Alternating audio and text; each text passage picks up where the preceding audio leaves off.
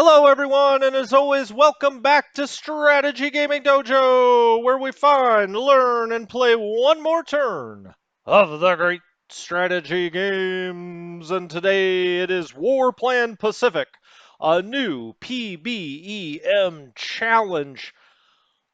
Full apologies to everyone who got invested in the last one. It's always a risky run when you start trying to stream or put out episodes of a play by email or otherwise because you never quite know if it's going to make it to the end.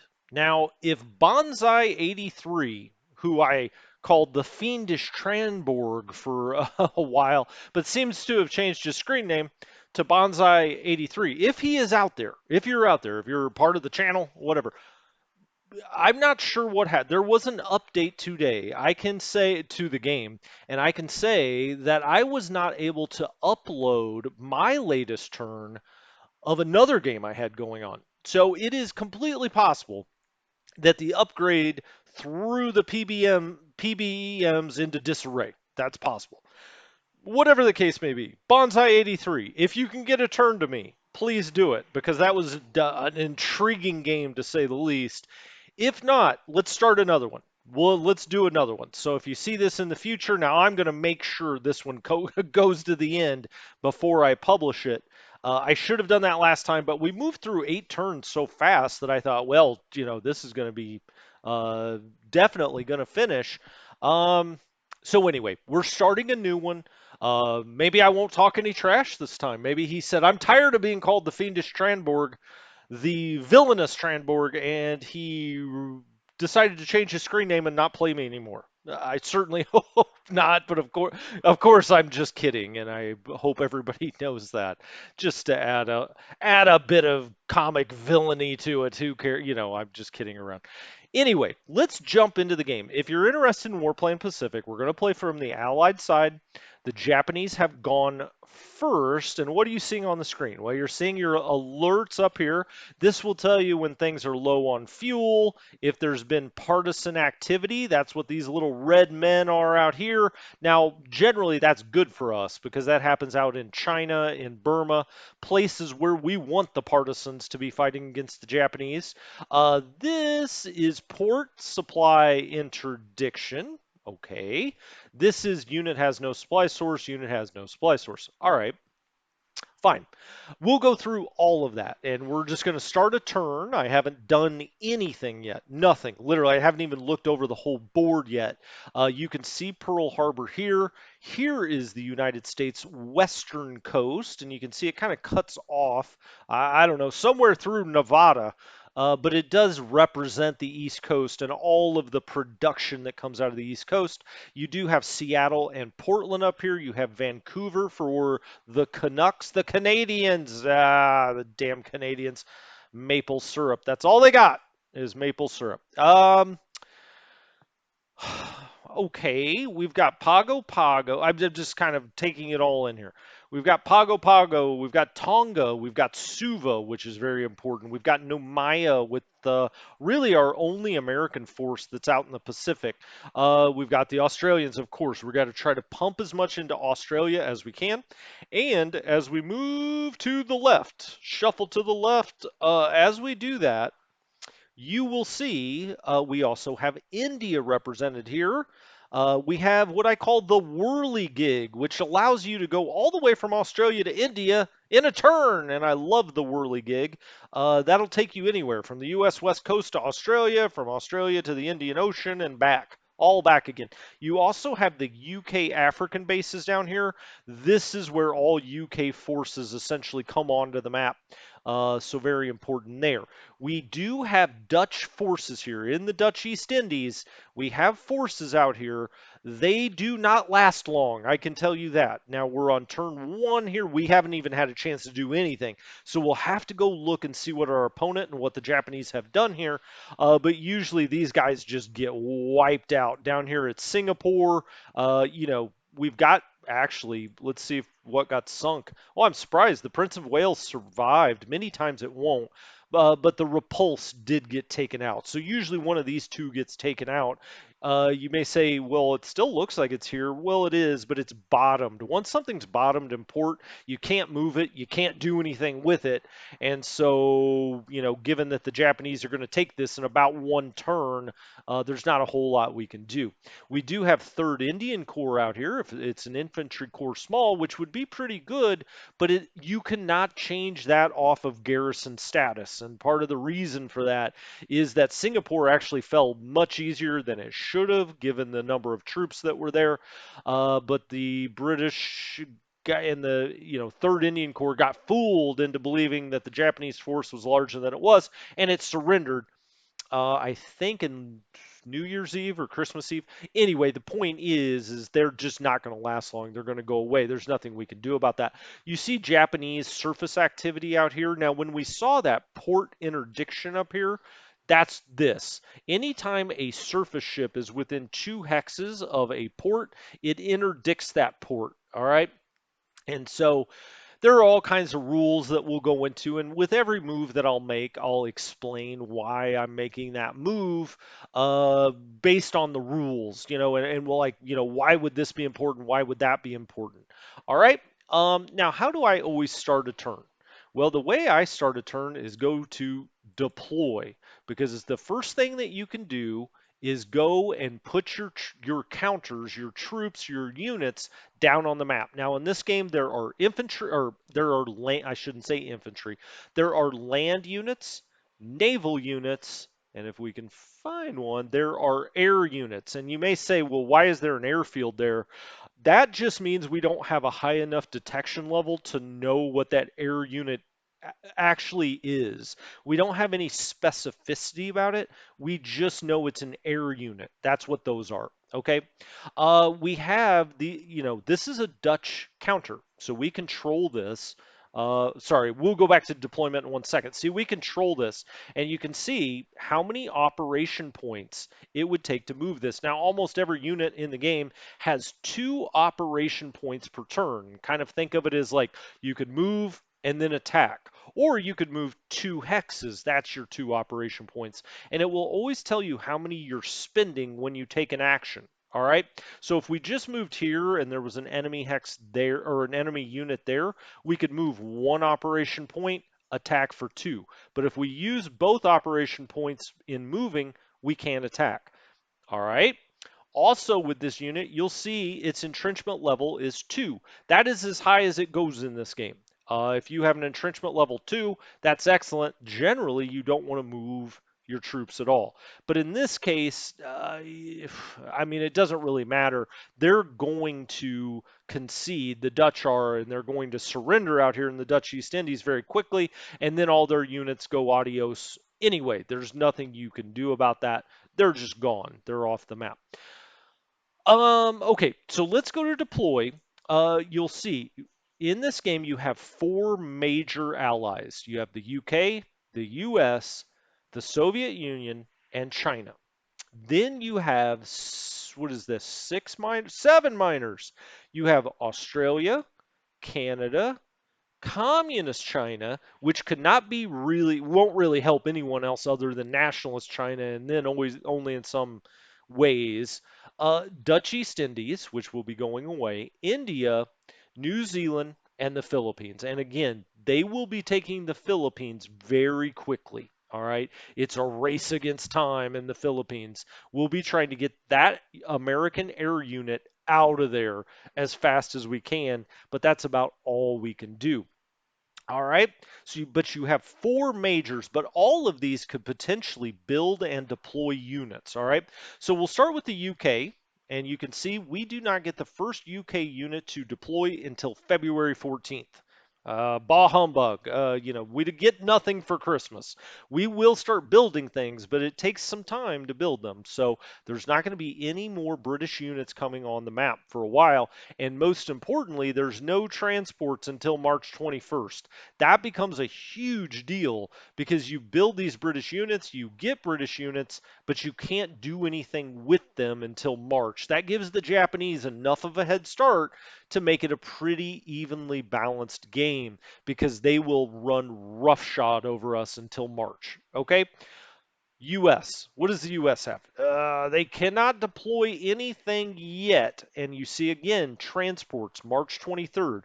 We can't move any units off of a mainland onto the water until we get transport. So we're kind of just sitting around. Now, on December 23rd, so not next turn, because these are 14-day turns. So next turn will be December 21st. But the turn after that, we will get the Colorado, the Yorktown, the Saratoga. So we'll get two different carriers. We'll get a cruiser destroyer squadron, another destroyer squadron. And so that's a really nice naval force. All right. Now, these are not individual ships, these are groups of ships. So, like the Yorktown is not just the Yorktown. It's a bunch of supporting ships as well. Those are not represented on the map. They're put into all of the York, quote unquote, Yorktown statistics, but it's like a carrier task force. All right, think of all of these as task forces. Same with the bomber groups or other airplane groups. Do we have a superiority down here? I don't see one. That's the only air group I see right now. That is a bunch of planes, right? That's a squad. That was more than a squadron. It's a full group of planes, so it's several squadrons. So don't think of them as just like an individual plane or ship. They are groups. They're all grouped together, and their stats reflect that. Okay. Um, so the U.S. has nothing to deploy. The Soviets, who do very little. Now, the only way the Soviets can come in the game is if the Japanese do not leave enough troops up. See this red dotted line? This is Manchuria. If they do not leave enough troops up here, or Manchukuo, some people call it, if they don't leave enough troops up here and they need 160 strength up here as far as their units go, the Soviets will become active and jump into the war if they don't keep a garrison here. So that kind of holds some of the Japanese units back. You can see he didn't move any of those. Our opponent did not. You can see the Japanese forces spreading out here, and here they come. Doo, doo, doo. They're going to be coming hard for Changsha. They're going to be coming hard for Chungking and Chengdu. Now, if we put on the supply, which is everything in this game is supply, really, you'll see our main supply sources are Lanchao, Chengdu, Chongqing, Kunming, and Changsha. I mean, it's one, two, three, four, five places, and we have got to defend those with everything. Here, in out here, you'll see Rangoon is actually not a main supply source. It's really not that important in this game. What is important is Calcutta, Bombay, and Delhi. All right. And if we go down to Australia, same idea. You'll be very tempted to go defend all of the north, but if you really look at the map, it's all about Canberra. I mean, like when I say all, you have got to hold that. That is like maybe the most important spot on the map. You've got to have major supply out of, Australia and Canberra. Sydney also very important, just as a port. There's different port levels. You can only get repaired in a level 5 or above port. As the Allies, you only have Sydney, Suva, and the U.S. West Coast. And then on the other side for the British, you have Colombo. I don't believe Bombay is a 5. Colombo it's a 6. You'll see down there to the side. Madras is only a 4. Calcutta is a 7. So that is a 7. And Bombay is a 5. And so it just has enough to qualify. All right. So the Soviet Union, not a whole lot to do there. They can't deploy anything. The Chinese have nothing to deploy. Neither do the Australians or the Canadians or the Communists or the DEI. You'll see here, India will already has in the build queue. Now we'll be doing things in the build queue, but we already have things loaded in. That's what these were. These are automatic. You get these no matter what. And so it's not like I decided to build these things. They are just, like I said, automatic with the game. That's your build queue. But as we build things, those things will also show up in the deploy screen or the build queue. All right. Combat log. Dateline, December 7th, 1941. Let's go around the map and see all of the combat that happened last time. There was a naval airstrike at Singapore, and here you'll see the Axis, or the Japanese, had a naval airstrike. Their 2nd Air Division hit Singapore, where we have the Prince of Wales, the Repulse, and the 11th Destroyer Flotilla. All right, Prince of Wales took 2-point damage. Now, the Prince of Wales only has 4 strength points, so that cut that in half. Oh, and that's where it happened. 2nd Air Division hits again at Singapore. Again, there's nothing we could have done about this. This happened during his turn, which is the first turn. Repulse, 11th Destroyer. Repulse Battle Cruiser Squadron, bottom. All right, so he's down. Then they hit here with a ground strike with the 13th Air Division. All right, I'm not even sure exactly where they are. It's probably these guys over here, if I had to guess, that are hitting us, or these could be carriers, I guess. 13th Air Division tried to hit our troops at Singapore. No luck. There was another ground strike, and they gave us no damage there. There was an invasion, Axis attacking off of North Borneo or Sarawak, and they have taken Sarawak. Another invasion on the north side of the Philippines. All right, they have landed easily. We didn't have any troops out there. Nothing we could do about it. Invasion. All right, they're coming strong for the Philippines.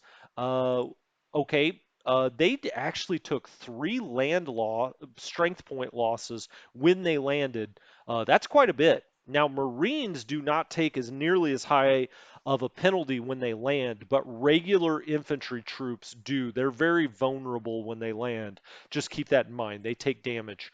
Axis attacking. Boom! Here they come. Now, these are our bonuses that we get. And you may say, what the hell is subordinate? That just means they don't have a general yet. You can assign generals, but there's absolutely no reason to put anybody out in the Philippines. We wouldn't even have had a chance if we could, if we would have wanted to.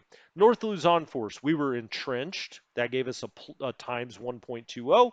We were in the plains, which gives us nothing, and we were in a city, which gives us nothing either as a bonus. Times 1.39 on the defense, they had us 5-1. They won the battle, even though we gave them 1 strength point lost. We had to retreat. Invasion, Wake Island. And so the Japanese have taken Wake. Land combat. Now you'll see our unit out on Wake Island was destroyed. Here was another invasion where they landed just here in Bandar Lampur. That is known as Oosthaven in War in the Pacific, AE. Here it's Bandar Lampur. They have landed there. That was an invasion. Land combat. All right, we retreated. This was our Dutch unit. You can see all of the factors that went into that. 11th and 12th NLF. There was naval bombardment, and they drove us back. All right. Land combat, we shattered. We had a garrison unit right here, and it absolutely got shattered by the Japanese. This unit got attacked. That's what this is, and we retreated. Okay, we had a lot of actual bonuses there, but they did get a 7-1 on the odds. That's generally what it takes to make something shatter. In this case, we just retreated, so that's cool. And then we held. Wow. All right, that unit's really putting it forth there. They also landed on the southern island here at Luzon. Not Luzon. This is Mindanao. They landed here. We do have a unit here, but it's really going to get cut off very quickly. They've now interdicted the port because they're within 2 hexes of the port, this surface fleet. All right. Carrier strike. They hit Honolulu. You may have heard of that. Called Pearl Harbor. The Zakuku, the Soryu, the Shokaku, the Kaga, the Hiryu, and the Akagi. They took no losses from our AA. Shoot. All right. These were the defending ships, but they weren't defending. They really don't do anything on the first turn. The 13th Destroyer Squadron took one of its 3 hit points that it has as damage. California, 2 out of 3. Pennsylvania, 2 out of 3 or 4. I just can't remember. The West Virginia and the Maryland battleship divisions have bottomed. They have bottomed. Um, Okay, well, he took out a lot of battleships, my friends. This time they did take one AA loss. Swordfish Squadron took 1 damage. New Orleans sunk. Tennessee 1 damage. Pennsylvania sunk. Oklahoma 2 damage. Nevada 2 damage. West Virginia sunk. So they really got in on us there. West Virginia was already bottomed. Okay. The Pennsylvania had already taken damage from the first strike. All right, so I mean they really hit us hard there. They also came and took Tarawa. Okay. Naval airstrike on Manila. Our Houston cruiser squadron that we have here at Manila took 1 point damage. I'm going to get the supply off here. And I'm going to get enemy action off here. And you can see if we go down, well, I can't, I'll come back to that. But you can see this always stacks as land unit, naval unit, air unit, okay, in every hex. Now you can only have one land unit per hex. You can only have one air unit per hex. You can have multiple naval units in a port, but we'll get to all that. Um, okay, so that was the invasion. Naval airstrike, ground strike out here by Lingayen. We did take 2 damage there. They tried it again with no further damage out here in the Philippines. All right. Naval airstrike. Boo, boo, boo, boo. They hit Manila. The Houston cruiser squadron was sunk. All right, they did take 1 damage, but not good enough. Invasion, northern Philippines.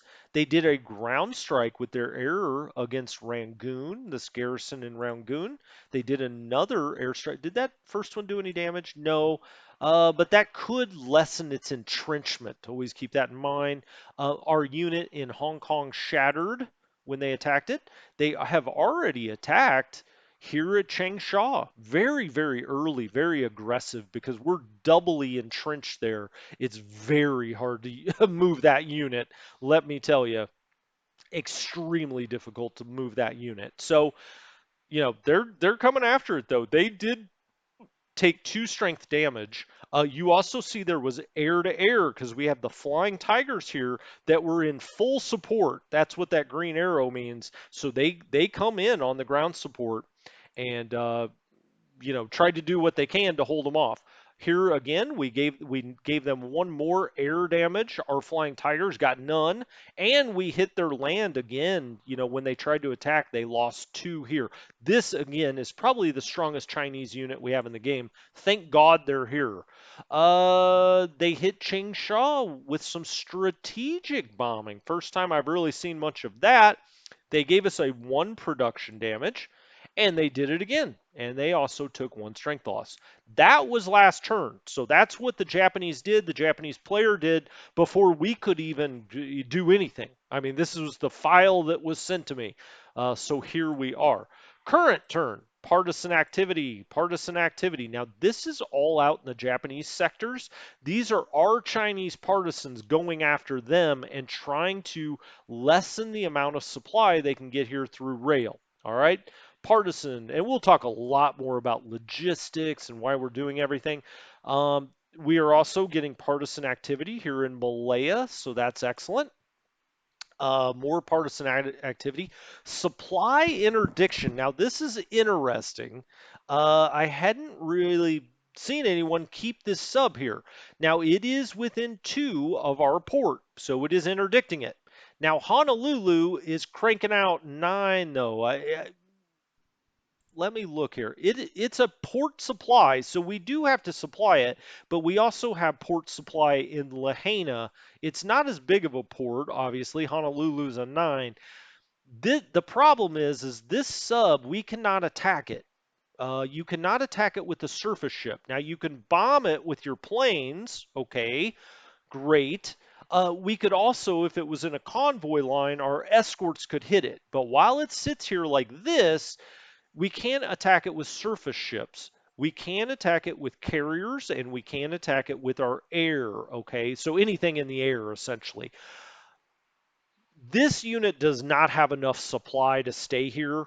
It's going to get out of here. I just thought it was interesting he kind of hung around for a turn because we could try to bomb him. That would be a very dumb move, though, because this carrier force would interdict that. His planes would automatically interdict that. Now you see this convoy attack, all right?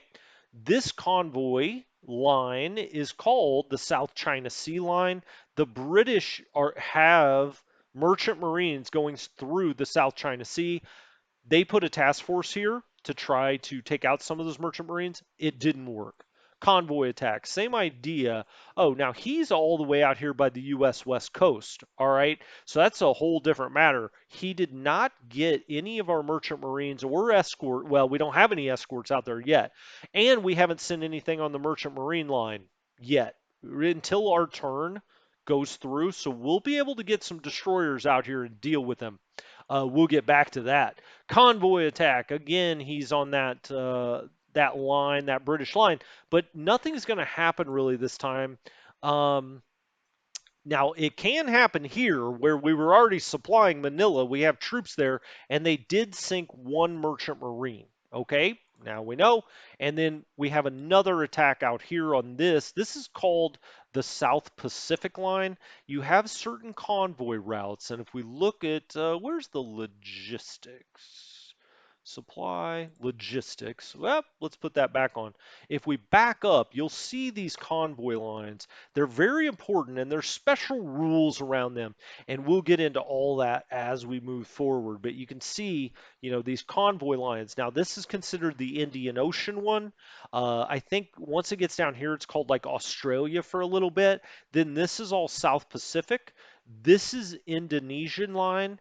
This is the South China Sea. And then this is the East China Sea. All right. So there's like 7 or 8 different convoy line or routes, I guess you'd say, and we'll get to all of those as we go forward. All right, well, what are we going to do first? Now we've looked at I like to look at what we can deploy, but honestly, every turn from here on out, we'll look at the combat log first. What happened last turn? Who got in a scrap? Who didn't get in a scrap? Who's in trouble? Who's not in trouble or took losses? All right, so we'll go look at that first. Then, once we kind of know what's going on the map, because that kind of takes you all over the map, we'll go deploy our forces to the extent we can. Then we'll go to the report screen. There are some useful things here. This gives you kind of a running log in strength points of who has what. Like the US right now has 106 land strength points. Japan has 1143. Whoa! The U.S. has 55 air, Japan 191. U.S. 62 naval, Japan 154. So as you can see, merchant marines, escorts. All right. So as you can see, you can get this running total every time. You can also see how many strength points have been lost. Uh, this isn't the number of ships that have been lost. These are ships that have been lost, how much their strength points add up to. All right. You can also go through every one of your units for the allies. And if you want to go see where one is, you just click there and it'll take you directly to it. All right. Let's take logistics off now. This is that headquarters, the Burma headquarters. If I wanted to see the 11th East African Division, it's right here. You can go anywhere, see anything you want. How do I usually use this? I go to type and it'll sort by the type of unit it is on the map. And then I'll come down here and I usually look for my submarines because you many times lose track of where the heck your submarines are. I also will go through the warships usually. All right. So that's reports. The war panel, we'll get back to this. It's actually not that important from turn to turn. You have something called comment points that you can spend, but really you hardly ever use this screen. So just kind of forget about it. Advancements. Now, this is a big deal. This is your research. It's a research tree, okay? And for each unit, you have certain things that you can go, different paths you can go down. And so for infantry units, you have two choices really. You can go down the assault path or you can go down the anti-tank path. Assault is more offensive, anti-tank is more defensive. All right. And the way these progress is by year. And so you see here, the British are already at 1942 here. Well, hell, it's only 1941. What is this? They've jumped forward in time. No, you can outpace time here for the year you're in based on how many research centers, and that's what this is, and you have these here. So let's just reset them all back to zero. Whoa, no! The UK has 35 research centers. Reset. The US has 43. Reset. The Soviet Union has 26 and China has 8. All right, and you can try to advance. So I was going down this list. Infantry really has assault and anti-tank, and just think of it as more offensive, more defensive. Armored units or mobile units have breakthrough and heavy armor. Again, offense or defense, essentially. Interceptors, okay? Interceptors are air superiority, air units. They help you clear the skies or shoot down things that are trying to bomb your units. All right, excellent. What are escort fighters then? They're similar, except they have a longer range, but they're not as good at air-to-air combat. All right. What are fighter bombers? Well, they're not as good at air-to-air combat, but they can drop bombs. So, they do have an advantage there. They will much easier get shot out of the sky than the interceptors, but they also can drop some bombs. So it's just kind of, which way do you want to go there? Then we have close support, which all goes into tactical bombing, right? So those are planes that are going to bomb other troops, the enemy's troops on the front line. So close support, otherwise known as ground support for your infantry. Then there's strategic bombing, which of course is bombing cities, bombing production, bombing, rail, things like that. That is strategic bombing. You can also advance up that path. Naval air training, we can see here, naval air training, navigation, optics, spotting, payload. This is essentially air units against naval units, trying to bomb naval units. Anti-submarine warfare. Well, you've already seen submarines. This is how good our ships will be in the anti-sub game. Large warships and warships. Now, this one, I had to kind of read up the rule book a couple of times on this. The basic idea is large warships help advance the new ships that you get after the game starts, and warships help advance the ships that were World War One ships that you already had to start the game. Okay, and so this is kind of like new ships, old ships. Think of it that way. And do you want the ships you already have on the map to advance more, or are you willing to make the investment to have your new ships be better when they roll out? Carrier operations make your carriers better. It's really that simple. And you can see all of the different stats we have here. And as we go through different units, we'll talk about all the different stats and what they mean, how they affect things. Amphibious operations, well, this goes into how much effectiveness penalty you will have when you land. Now, remember when I said in the Philippines they took like 3 damage, the Japanese did? Their amphibious operation, whatever unit that was, didn't have a sufficient one or wasn't good enough, and it took more losses. We can go up to where by 1945, we literally take 0% effectiveness penalty when we land on the first turn we land, all right? Attack submarine, kind of goes without saying. Stealth, dive speed, evasion, payload. So this one's going to be a little better on defense, but also fighting on the surface. But it has a lot shorter time that it can be out in the water. So generally speaking, most units have 3 turns of supply that they hold, and they use one each turn. When they run out, and land units, they kind of disintegrate.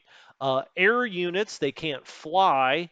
Naval units, could get dead in the water. They also, so basically they have to return to port constantly to get this supply packet It's like a 1 day supply packet. That's how I think of it, or 1 turn, I'm sorry. So a 2 week supply packet. Attack submarines only get, I think, 3 or 4 turns. Long range subs get like 7 or 8. And so I prefer long range subs, although attack subs are arguably better subs. You can see like the defense score. So the attack submarine could go up to like a 5 defense and a 3 surface fighting ability. Long range subs can go up to a better surface ability, but you really often don't want these things on the surface duking it out with naval vessels, but their defense is lower. But they can stay out for much longer. 50% more supply capacity. So there it is right there. Larger hull, endurance, and payload. Okay, so how are we going to set these up? What do we want to do?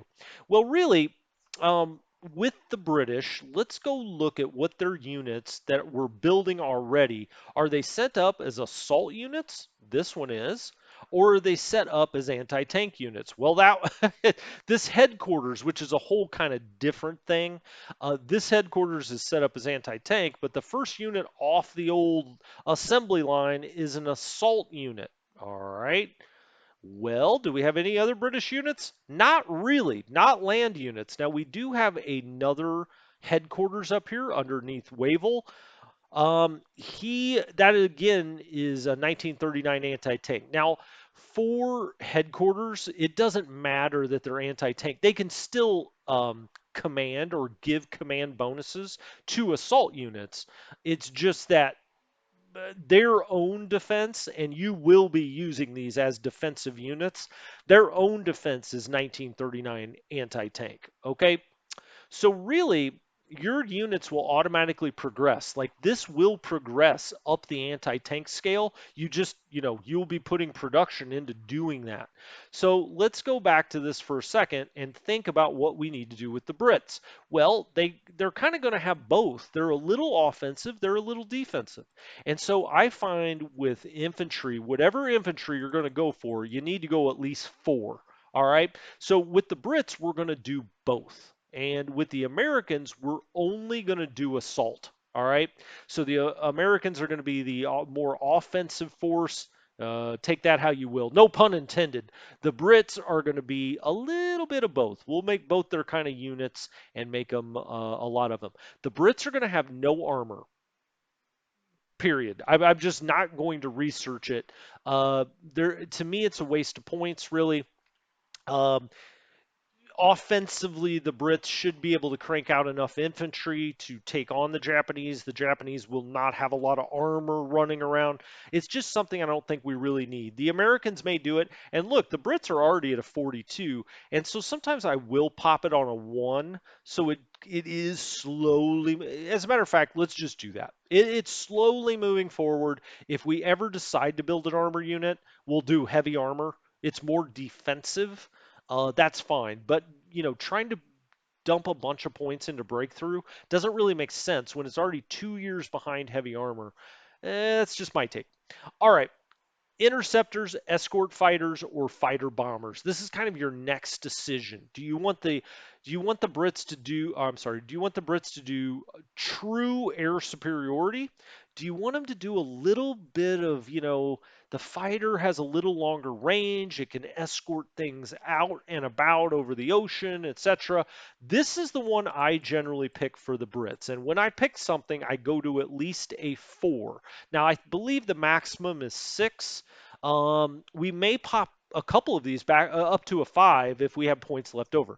Fighter bombers, I kind of feel like you need to pick one of the 3.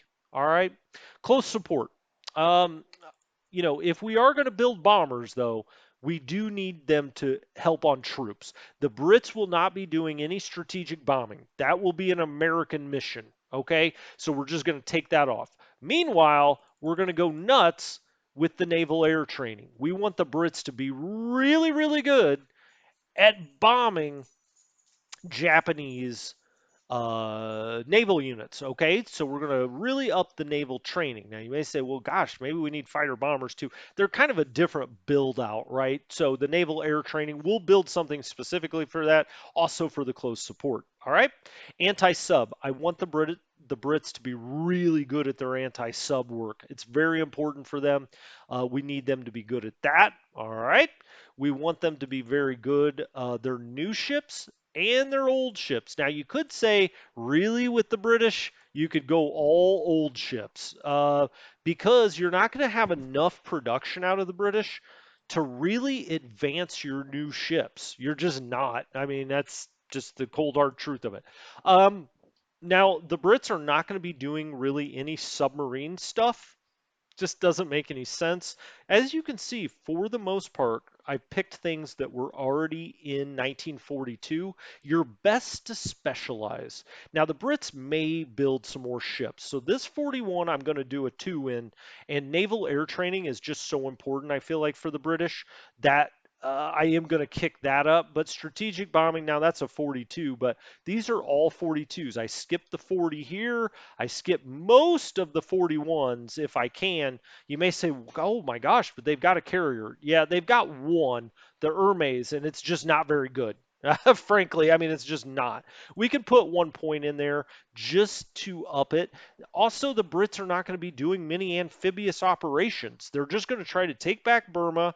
They may get over and try to help in China. They may come down and help with the Dutch East Indies. But really their amphibious operations just aren't going to be that plentiful enough for it to really matter. All right. Um, Now then, we have 3 points left. Let's put that all into infantry. Now we could, then to me this is the real choice. Do you go naval air training, anti-sub, or do you go into the ships? Right. I believe. I believe, the subs are going to get taken out a little bit. I really think we need to go naval air training there. Okay, so that's the Brits. For the US, we're kind of going to go a whole different direction. We're going to look for 41s and 42s, and we're going to try to build them out because it gives you a good idea of what the Americans already have thought about a little bit. All right, so we're going to go a full 6 on assault unit, how they build up. Now, we already have some anti tank on the map, so we'll just do that as a 1. All right. But if we go over here to the US and go look at the units they've got this Marine Corps, that's assault. They've got this division, the 40th Division, that's assault. They've got this division, that's assault. They've got this division, that's assault. So as you can see, then out here in Hawaii, we have one anti-tank, two anti-tanks, three anti-tanks. These are all defensive units anyway. They're not moving off of Hawaii, so no reason to get concerned there. That's certain. That's certainly true. Out at the Channel Islands, we have an assault. Okay, so you get the idea. We're going down the assault path as hard as we can with the Americans. Now they do have a little anti-tank, so I'll just put one in there. Armor, again, I'll give this like 3 points, 2 points, just in case we do build some armor. I'm not expecting it. Now, here is where I'm really going to diverge from this yearly thing, and that is I want the Americans to have air superiority everywhere they go. All right. So when they get out on Australia or they're attacking here, there, or everywhere, I want them to have air superiority, and that's pretty much always what we're going to be aiming for. Okay. No pun intended. Close support, we'll do like a 3. Strategic bombing will do a 3. We want these to build, but they're already at 42. They're already pretty good. Naval air training, I'm going to bump that to a 4. Anti-sub, I would like that to be a 4. Now, we may run out of points and have to come back here. Now, the Americans already have quite a number of ships, right? And so their warships will bump up. Their new ones that they're getting will bump up as a 4 there. Warships, let's go look at our units really quickly and see whether they're warships. Yeah, you can see these are all warships already, right? They're not large warships. We have one, the Prince of Wales. So really building warships up is got to be your number one priority. That actually makes me, yeah, that's what the Brits did. That's how I like that, a 4 and a 2. So we'll crank that down and crank that up. All right. Carrier operations, we want our carriers to be the best. Oh, look, you can go all the way to a 7. Holy moly, man. All right, let's go to a 7. Nah, we're going to back that off. And we're actually going to take interceptors. to a 5, and I'll take a, gosh darn it, I want to keep that on a 6 for sure. Okay, we've got 3 points. Carrier operations is 6. That looks good. And then with the Americans, I always go long range subs. They can just stay out a lot longer and do a better job. It makes more sense to me. Anti-sub, naval air, strategic.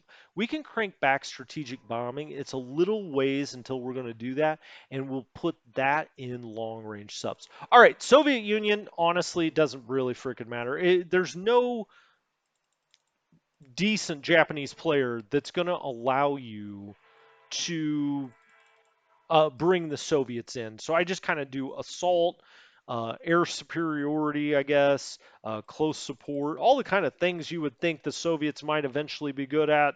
Hell, they're probably pretty good at strategic bombing at some point, and they got old ships. So we'll just do 5, 5, and 5 there. Now with the Chinese, it's all about. Let's go look at the unit screen again. It's all about infantry, right? And let's go to country and we'll go look at the Chinese units. Here we go. We're starting here. Assault, assault, anti-tank, assault, assault. They've got a lot of assault units and a lot of they've got a lot of both, but they're majorly assault, all right, for China out here. And so that can kind of guide us what we need to do. And so for China, we'll actually do you can only go to 4. All right, that's what I was afraid of. 4 and 4. That's it. In 1939, if you have a 1939, you can only go to 4. When it goes to 1940, you can go to a 5, 41 a 6, 42 a 7. So as you build down, it's actually an interesting mechanic. As you build down certain paths, you can actually put more points in those paths. What? Anyway, that'll be my breakdown for advancements, and I'll keep that. The last thing you want to do is be switching them all around. Like do one this turn, and you're like, oh gosh, I should do it this turn. Now, what does this mean? Progress 275 days. You'll see that click down based on how many points we put into it. The more points, the faster that goes to click to the next year. Okay. Convoys. All right. Well, you see, we only have 4 major powers, and their convoys go out to anyone else, right? Now, the Brits cannot get any, well, can they? Yeah, the Brits can get from the US, but, UK and US can only send back and forth to each other. Really. I mean, the Soviet Union, you can see here, they will not trade at all unless they come in the war. China can, but you don't want to. Don't send anything out of China. China needs everything it can get. So you're really UK, US. That's it. Who does the UK send to? And this is the way I always do it. They always send their stuff to India. All right. Now be careful because the UK does not have enough oil at the start of the game. So don't go willy nilly sending a bunch of oil everywhere because you'll run out. Now, the UK, you can only send 25% of your production. So in this game, you have production and oil. That's it. Those are the two big boys, right? Production and oil. With production, you build units. With oil, you move your units. All right. So for the most part, infantry many times doesn't take oil, but air and naval certainly do. So build, move. All right. Well, you can see per turn how much these countries are pumping out. All right. Essentially, we'll go and look at these screens in the build. This is the production or build screen, but this is pretty much how much the UK is putting out a turn, how much the US is. You can see the US just massive, right? Soviet Union, China. All right. The UK can only send up to 25% of whatever it makes of these two each turn out to the world, all right? They are going to try to send as much of that as they can into India. India is closest, to the UK. It goes right into the Indian convoy lane. Um, so they are going to send. I generally like to do 12 of the 16. I may back that off though. Let's do 11 and 1. Now I said don't send a bunch of oil out, but you got to send a little oil out, all right?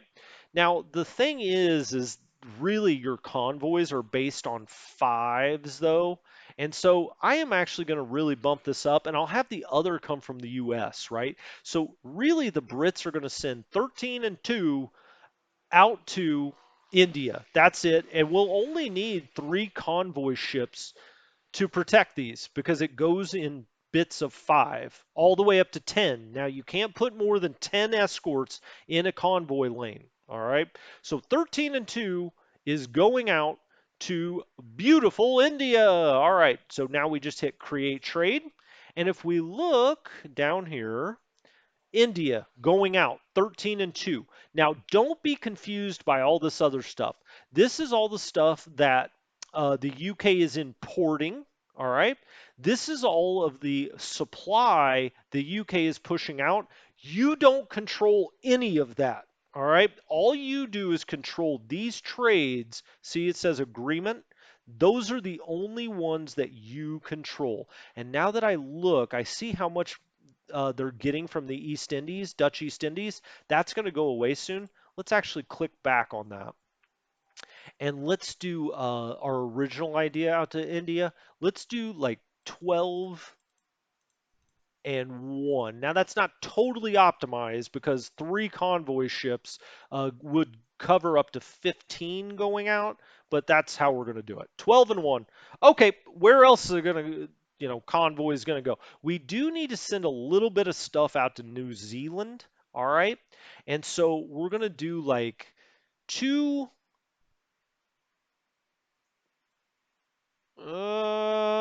let's do 4 out to New Zealand and 1 oil.